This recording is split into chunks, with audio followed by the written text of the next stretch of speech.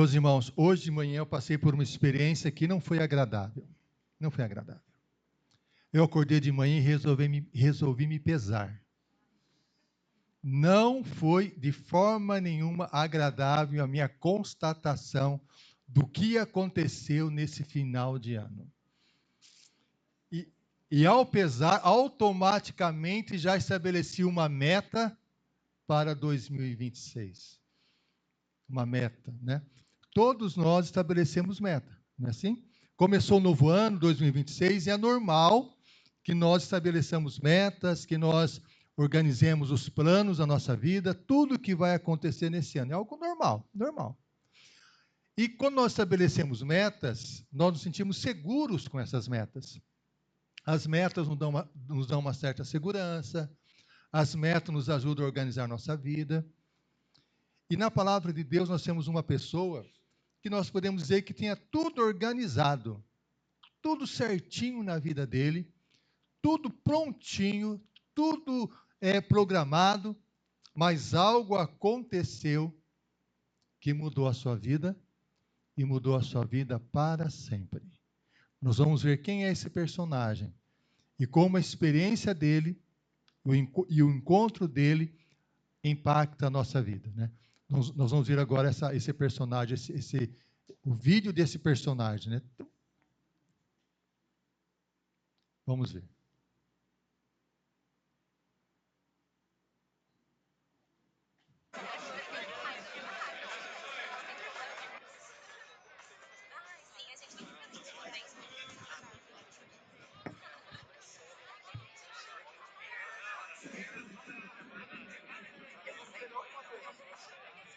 Mateus.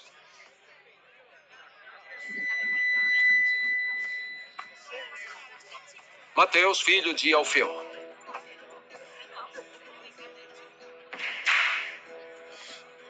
Sim? Siga-me. Eu? Sim, você. Mas... o que está fazendo? Quer que eu me junte a você? Continua andando, pregador de rua. Tem ideia do que esse rapaz fez? O senhor o conhece? Sim.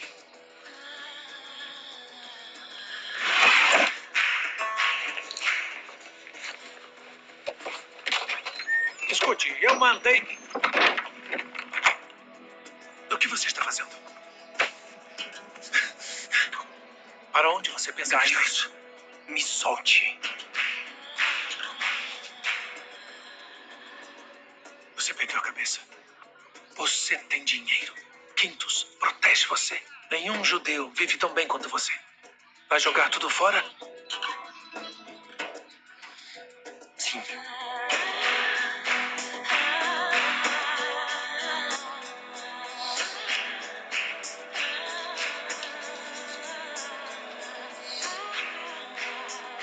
Eu não entendo. Você não entendeu quando eu escolhi também. Isso é diferente. Não sou um coletor de impostos. Acostume-se com o diferente.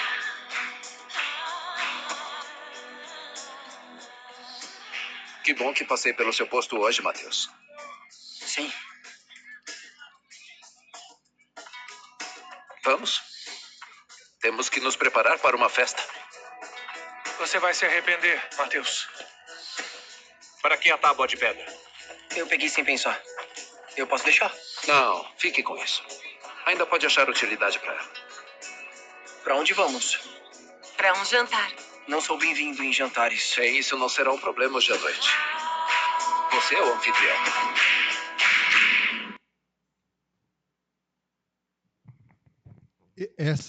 Esse texto, esse acontecimento, está lá em Mateus 9, versículo 9. Vamos abrir a palavra de Deus lá, Mateus 9, versículo 9. Mateus 9, 9.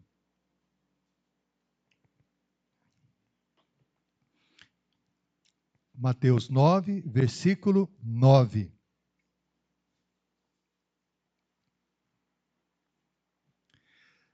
Saindo Jesus, viu um homem chamado Mateus, sentado na coletoria, e disse-lhe: segue-me. Mateus levantou-se e o seguiu. Vamos ler novamente o texto bíblico. Saindo Jesus, viu um homem chamado Mateus sentado na coletoria e disse-lhe: siga-me. Mateus levantou-se e o seguiu. Esse texto da palavra de Deus fala especialmente ao coração de cada um de nós. A primeira pergunta que devemos fazer a cada um de nós ao lermos esse texto é o seguinte: aonde Mateus estava? Que o texto bíblico diz? Ele estava na coletoria. O que significa isso?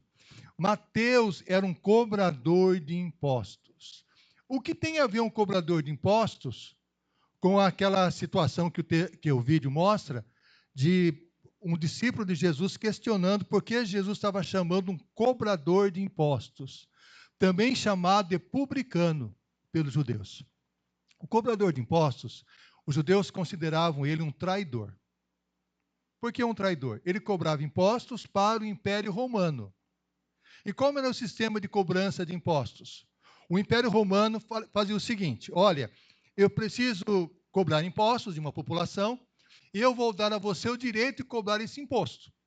Você cobra o imposto que você quiser. Só que você pode colocar uma sua taxa. Por exemplo, colocando nosso contexto brasileiro, você vai cobrar de imposto R$100. É isso que eu quero de você. Te dou esse direito. Mas você, como você tem esse direito de cobrar o imposto, você pode cobrar R$150. R$50 fica para você. Esse era o sistema de cobrança de impostos. Por isso, o que acontece? Os judeus achavam os publicanos, o cobrador de impostos, pecadores terríveis. Porque eles abandonaram a Deus, abandonaram o seu povo e agora estão cobrando impostos. Mateus estava sentado numa coletoria. Por que ele cobrava imposto? Por que será que ele não ligava para as críticas que as pessoas podiam fazer para ele ao exercer uma função que podemos dizer não aceita socialmente? Por quê? Nós podemos até afirmar que Mateus talvez fosse uma pessoa insatisfeita com o contexto do seu povo. Insatisfeita com a liderança, insatisfeito com tudo aquilo que acontecia. E na cabeça dele, ele pensava o seguinte: o que importa é o meu dinheiro no bolso. Não estou nem aí com a opinião das outras pessoas. Por isso eu vou cobrar impostos. E é o que ele fazia, cobrava impostos. E por cobrar impostos no Império Romano, ele tinha proteção. Os romanos protegiam os cobradores de impostos porque sabiam que os cobradores de impostos eram pessoas mal vistas. Então havia proteção. Mateus tinha muito dinheiro, muita grana, porque cobrava impostos. Mateus tinha uma vida privilegiada nesse sentido, economicamente muito bem situada. Mateus não precisava se preocupar com o futuro dele, econômico, estava tudo certo na vida dele. Mateus estava sentado na coletoria, tranquilo, ganhando seu dinheiro, protegido ali com segurança. De repente, algo acontece. Algo inesperado acontece. Jesus se aproxima e diz a ele: segue-me. Mateus não estava pensando em Jesus nesse momento. Mateus estava ali ligado com o seu ganho pessoal, ligado com as suas questões ali, de própria promoção, e ele ouviu o chamado de Jesus: segue-me. E o que aconteceu quando ele ouviu o chamado de Jesus? Segue-me. Mateus se levantou e falou assim: Jesus, eu creio no Senhor. Foi isso que o Mateus disse? Qual foi a palavra que Mateus pronunciou que o texto bíblico nos indica? Mateus não disse nenhuma palavra, não falou absolutamente nada. O que Mateus fez? Mateus simplesmente levantou e seguiu Jesus. Mas não tem lógica. Se nós pensarmos bem, não tem lógica. Por que não tem lógica? Mateus seguir Jesus, mas seguir para onde? Jesus disse para onde ia, não disse nada para Mateus, nada. A única coisa que Jesus disse foi: segue-me. Mas Jesus deu alguma orientação a mais para Mateus? Não, nenhuma orientação a mais. Jesus estava convidando Mateus para seguir alguma doutrina religiosa diferente? Não, não havia nada ali dito, nada. Será que Mateus, então, estava sendo convidado por Jesus para seguir uma nova filosofia de vida? Nada, não tem nada disso. Será, então, que Mateus estava sendo convidado a uma nova forma de viver, uma nova conduta ética? Também não. O que Mateus estava sendo convidado simplesmente era para seguir uma pessoa. Uma pessoa. Seguir a Jesus Cristo. Isso impactou profundamente o coração dele. Mateus estava sendo chamado para ser um discípulo de Jesus. E um discípulo de Jesus é aquele que segue a Jesus. Não segue uma religião específica, não segue uma doutrina religiosa específica, ele segue uma pessoa, segue Jesus Cristo. E é interessante nós pensarmos os seguidores. Os irmãos sabem quem é a pessoa que tem mais seguidores no mundo nas redes sociais?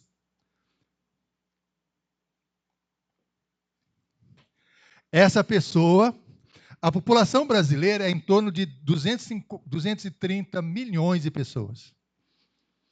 Essa pessoa nas redes sociais, ela tem praticamente 5 vezes mais seguidores. Cerca de 1 bilhão de seguidores essa pessoa tem. É a pessoa que tem mais seguidores nas redes sociais no mundo. O Matheus Boiago sabe quem é. E o Jota também. Quem é, Jota? Quem que é?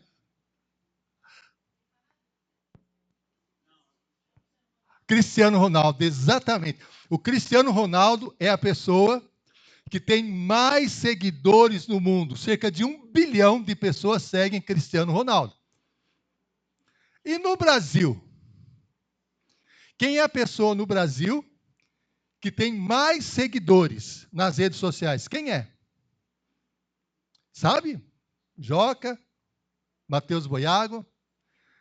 Exatamente, Neymar. Neymar tem 232 milhões de seguidores no Brasil.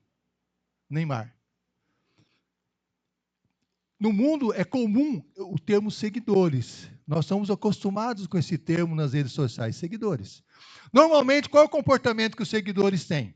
Desses personagens? Cristiano Ronaldo, Neymar, qual é o comportamento que eles têm? Eles veem os vídeos desses jogadores, né? E aí dá um clique lá de curtir. Alguns seguem até o modelo deles. Um dia Cristiano Ronaldo lá foi oferecido para ele uma Coca-Cola. Ele colocou a Coca-Cola de lado para tomar água. Para muitas pessoas aquilo foi uma avalanche da importância de tomar água. Para a pessoa, não toma mais Coca, eu tomo água. Tem pessoas, por exemplo, que vê a forma do cabelo do Neymar, vai mudando o cabelo de acordo com a característica do Neymar. Em outras palavras, os seguidores desses personagens, eles observam o comportamento deles, muito deles para imitar o comportamento e para dar o seu clique de aprovação. Quando Cristo fala para Mateus, segue-me, será que Cristo estava dizendo para Mateus o seguinte: Mateus, acessa lá a minha rede social e começa a me seguir? Será que foi isso? De forma nenhuma. As pessoas que seguem o Cristiano Ronaldo, seguem Neymar e demais pessoas, elas seguem no conforto da sua casa, não é assim? Sentadas, uma boa, tranquilo. Tem coisas que elas gostam, tem coisas que elas não gostam. É assim que elas seguem. Mas quando Jesus disse para Mateus, segue-me, Mateus entendeu o que significava. Mateus, ele não deu um clique para dizer a Jesus, concordo com você. Mateus não fez uma confissão de fé, de confiança plena em Jesus Cristo. Não fez nada disso. O que Mateus fez? Mateus simplesmente levantou-se e seguiu a Jesus. Em outras palavras, Mateus simplesmente obedeceu ao chamado de Jesus. E isso impacta profundamente a nossa vida. Por que impacta? Porque normalmente nós pensamos assim. Quando Cristo fala para segui-lo, isso indica que eu devo expressar a minha fé em Cristo com as minhas palavras. Que eu devo expressar a minha fé em Cristo com uma confissão com as minhas bocas, com a minha boca que eu acredito nele. Mas quando nós vemos a palavra de Deus, não é assim. Nós expressamos a nossa fé em Cristo quando nós obedecemos a Cristo Jesus e o seguimos. Ele se torna alguém que nós vamos observar e vamos seguir, vamos procurar ver o que ele tem a nos dizer para que ele dirija e conduza completamente a nossa vida e a nossa existência. Para que isso aconteça, o texto bíblico mostra que algo tem que ocorrer. E aí que se torna algo doloroso. O que tem que ocorrer? Nós temos que nos levantar da situação em que nós estamos para seguir. Abandonar a nossa forma de viver atual para abraçar a forma de viver de Jesus Cristo. Isso exige de nós uma renúncia muito profunda. Não é uma renúncia no sentido assim, olha, eu vou deixar de fazer isso só, deixar de fazer aquilo. Não, eu vou deixar tudo para seguir a Cristo Jesus. No caso de Mateus, o vídeo mostra bem, o texto bíblico também nos indica, foi algo muito impactante. Porque Mateus era rico, Mateus tinha uma profissão questionada, sim, mas uma profissão de muito sucesso. Mateus não tinha que se preocupar com o futuro dele. Mateus tinha segurança, tinha até um soldado romano ali ao lado dele, era comum que isso acontecesse realmente. Mateus tinha uma identidade, ele era um coletor de impostos. E ao ouvir o chamado de Jesus, ele não disse absolutamente nada. Mateus se levantou. E ao se levantar, ele estava dizendo o seguinte: a minha vida antiga acabou. Não existe mais. A tal ponto que o vídeo coloca que aquele soldado romano que estava ao lado achou aquilo um absurdo. Você tem certeza, Mateus, do que você está fazendo? Tem certeza? Você é um homem rico, tem muito dinheiro, tem a proteção, você vai largar tudo? O que Mateus fez? Ele deu a chave da casa dele, deu os anéis dele, deu tudo e foi seguindo a Jesus. O discípulo que estava questionando no vídeo, que no dia de hoje é Pedro, não estava pensando, não estava concordando, mas como assim? Seguiram. Naquele momento, Mateus teve a sua vida transformada. O que significa isso? Quando nós confiamos em Cristo e nós damos o primeiro passo de fé, a nossa vida é transformada pelo Senhor Jesus Cristo. A fé em Cristo se expressa numa ação que demonstra a fé. Nós temos a tendência de separar obediência de fé. Nós pensamos assim, não, eu tenho que obedecer mais. Aliás, tem que conhecer mais a Cristo para poder obedecer. Mas isso é demonstração de desobediência. Porque quando nós ouvimos o chamado de Jesus, Pedro sabia, Mateus sabia, só tinha uma forma de agir. Olha, as duas. Ou falava, ou seguia ou não seguia. E ele resolveu então se levantar e seguiu a Cristo Jesus. Teve a sua vida transformada pelo Senhor Jesus. Mas, meus irmãos, nós começamos a nos perguntar o seguinte, mas não estou entendendo. Por que Mateus fez isso? Por que ele tomou uma atitude tão radical ao ouvir o chamado de Jesus? Por que ele fez isso? Por que ele não parou e pensou, não, vou analisar melhor a situação, vou conversar com os meus pais, vou conversar com outras pessoas, vou procurar saber melhor quem é esse Jesus, eu vou perguntar para Jesus o que vai acontecer com a minha vida depois que eu vou agora segui-lo, qual vai ser o meu futuro, o que vai acontecer comigo, eu quero saber. Nada disso. Ele levantou e seguiu. Por que ele fez assim tão rápido? Olha o que a palavra de Deus nos diz. Em Mateus capítulo 13, Mateus capítulo 13, diz o seguinte, versículo 44.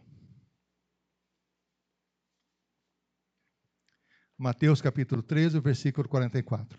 Diz assim, ó.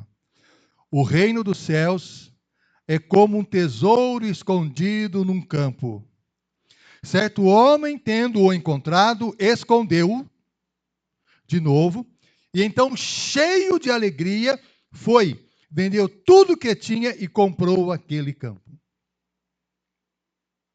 É um tesouro escondido no campo. O texto bíblico não diz que aquele homem estava procurando, de repente encontrou um tesouro. Mateus, de repente, encontrou um tesouro. Quando ouviu Jesus dizendo, segue-me, e ele entendeu que seguir é acompanhar Jesus Cristo, ele encontrou um tesouro. Um tesouro tão grande, tão maravilhoso, que era muito maior do que a profissão dele, muito maior do que a riqueza que ele possuía, muito maior do que a identidade que ele tinha, muito maior que a sua própria vida. Imediatamente ele largou tudo e seguiu a Jesus, porque ele compreendeu que a riqueza de Jesus é muito maior que toda a riqueza que o mundo possa oferecer. E essa é uma questão desafiadora para cada um de nós. Porque às vezes nós não conseguimos compreender como é grandioso seguir a Cristo Jesus. Nós muitas vezes comparamos o que Cristo nos oferece com aquilo que a sociedade e o mundo nos oferece. O que Cristo nos oferece é muito maior, uma riqueza muito especial. A pessoa larga tudo, absolutamente tudo, para seguir a Jesus. E ao fazer isso, sua vida é mudada.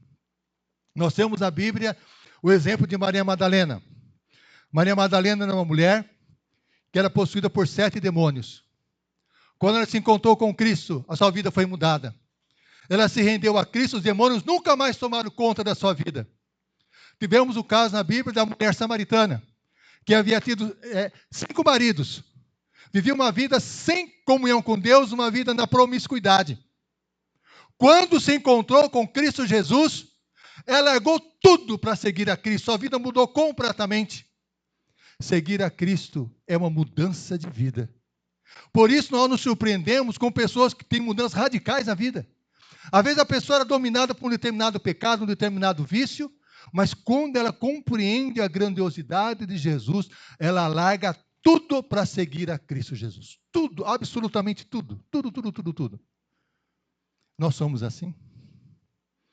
Nós compreendemos que seguir a Cristo envolve ter uma nova forma de viver, seguindo as suas orientações, seguindo o seu caminho. E o texto bíblico aqui em Mateus capítulo 13 diz mais, diz assim, olha só. O reino dos céus também é como um negociante que procura pérolas preciosas.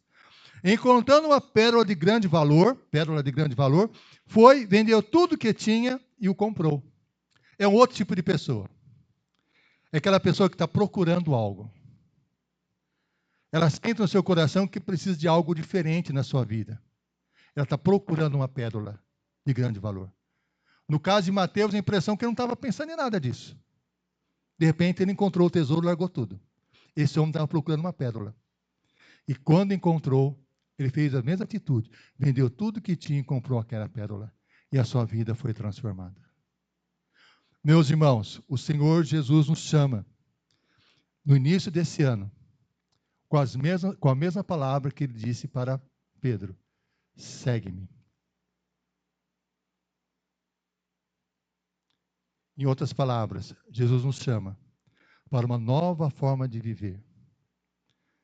Jesus nos chama para nos desprendermos de tudo aquilo que nos agarra, tudo aquilo que nos limita, tudo aquilo que nos entristece, tudo aquilo que prende o nosso coração, para simplesmente segui-lo, a sua orientação.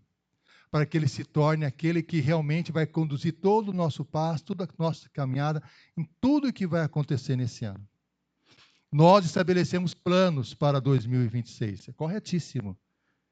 Mas, e quais são os planos de Deus para a nossa vida em 2026?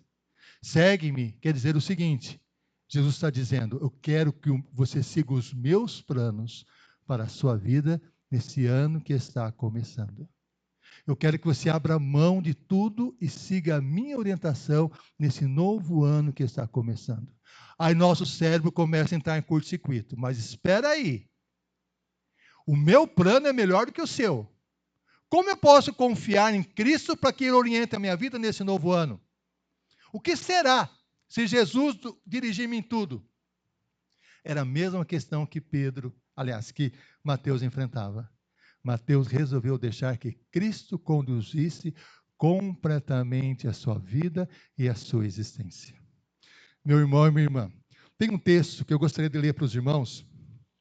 É um texto que eu escrevi aqui, que eu preparei aqui para os irmãos.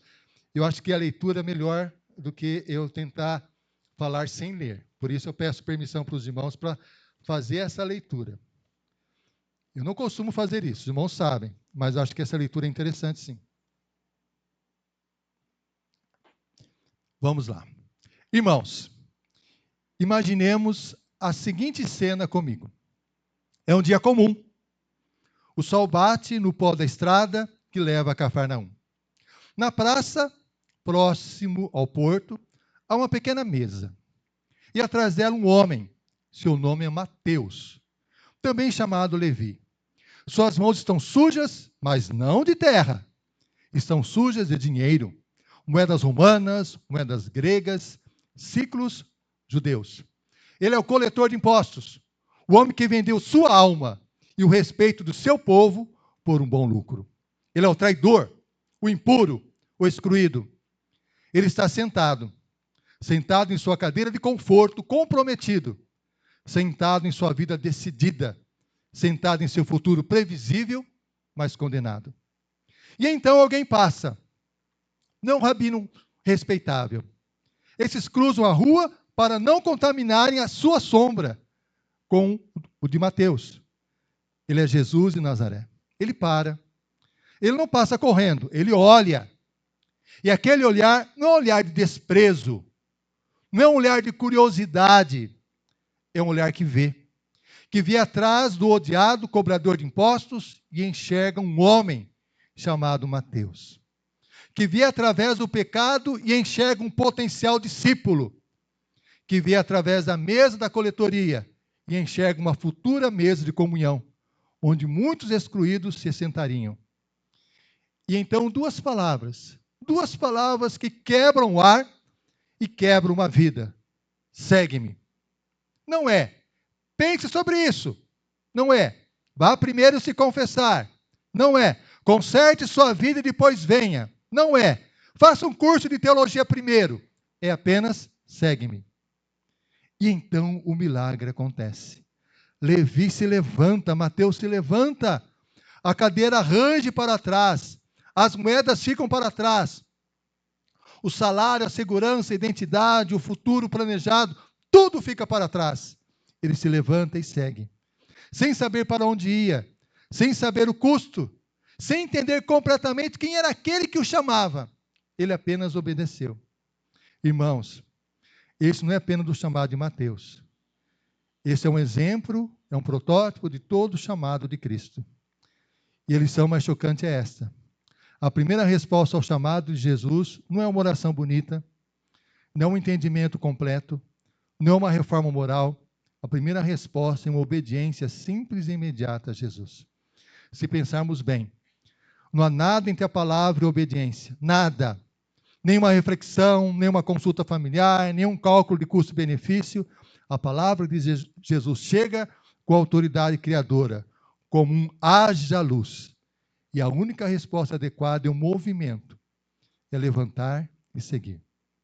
É aqui que nós, nesse primeiro domingo do ano, com o nosso coração cheio de projetos e planos, somos confrontados. Porque nós adoramos colocar coisas entre a palavra e a obediência. Jesus diz, perdoe. E nós pensamos, mas primeiro preciso entender se ele merece esse perdão, que é uma hesitação. Jesus disse, ame seu inimigo. E nós raciocinamos, não é prudente. Ele pode se aproveitar. Não dá para fazer isso. Jesus diz, dê generosamente. E nós calculamos. Vou ver quanto sobra no final do mês. Agora não dá. Jesus diz, vai testemunhe. E nós falamos, Não estou preparado. Preciso estudar mais a Bíblia. E nós nos paralisamos.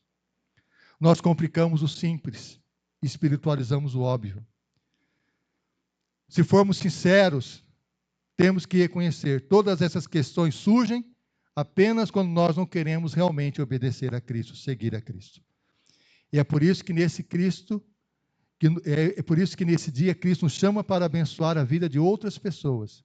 E essa ação começa não como estratégia de 50 etapas, ela começa aqui como Mateus, um chamado que exige uma resposta imediata. Jesus está passando aqui e nos convida a segui-lo, né? Então, nesse primeiro domingo do ano, a pergunta não é o que vamos fazer, a pergunta é mais direta, pessoal. Do que você precisa se levantar para seguir a Cristo? Da cadeira de ressentimento que o prende? Levante e siga perdoando. Da cadeira da indiferença que imobiliza? Levante-se e siga para a compaixão. Da cadeira do medo que paralisa? Levante-se e siga para a coragem. Da cadeira da autorrealização que o centraliza? Levante-se e siga para o serviço. O chamado não vem quando você está pronto. Ele vem quando você está, não vem quando você está sentado. Ele quando você se levanta para seguir a Cristo, que você percebe a grandiosidade de Jesus. Jesus nos chama nesse primeiro domingo a nós olharmos para 2026 e falar: Senhor, eu quero segui-lo. O que o Senhor quer que eu faça? Nesse novo ano, nós temos desafios para a nossa igreja. Nós temos um desafio agora, em breve, reiniciaremos o artesanato. E é um convite para nós estarmos servindo a Deus no artesanato. Nesse ano que se inicia, nós temos o desafio de nós reiniciarmos as células que nós tínhamos em nossa igreja, né? Então, nós participarmos das células, reiniciar as células. Nós temos um desafio com a graça de Deus, né? Nós estamos reestruturando a questão do louvor na nossa igreja. O Mateus Gasparoto vai estar nos ajudando. Nesse ano que se inicia, nós temos um desafio de terminar a regularização do prédio da nossa igreja. São vários desafios nesse ano. E Deus nos chama nesse ano a discipularmos, chamarmos pessoas, vivemos a vida em Cristo Jesus em comunhão com o Senhor Jesus. Nós estaremos orando agora e pedindo ao Senhor: Senhor, que nesse novo ano eu me submeta inteiramente à tua vontade, eu quero segui-lo, Senhor. Aquilo que o Senhor mandar fazer, eu farei. Se há alguma coisa no meu coração que me trava, algum ressentimento, alguma mágoa, algum pensamento equivocado, tira tudo isso de mim, Senhor, porque eu quero agora servi-lo. Se algum pecado me prende, algum relacionamento trava a minha vida, eu quero deixar isso agora, Senhor, porque eu quero segui-lo. Eu quero estar na tua presença em comunhão contigo. Vamos orar. Senhor, na tua presença e oração, nós suplicamos em nome de Jesus. Opera em cada um de nós, opera no nosso coração, para que nós possamos ouvir claramente a tua voz, a voz que diz: segue-me. Senhor, nós, em nome do teu nome, Senhor Jesus, nós pedimos a ti que o Senhor esteja nos fortalecendo nosso coração, nossa alma. Nós abrimos mão de tudo aquilo que nos separa, tudo aquilo que possa nos prender, tudo aquilo que possa nos limitar de seguir a ti. Que nesse novo ano nós possamos te seguir, Senhor, tendo o Senhor como alvo da nossa vida, o alvo da nossa existência. Que nesse ano nós possamos ter a convicção que nós seguimos não uma religião, não uma doutrina, mas que nós seguimos a ti, Jesus. Opere em cada um de nós e fortaleça a nossa fé. É o que nós pedimos, é o que nós suplicamos, no nome de Jesus. Amém. Meus irmãos, nós convidamos a todos para nós estarmos ao redor da mesa, para celebrarmos a ceia do Senhor. Então, nós convidamos os irmãos para estarmos ao redor da mesa ali, para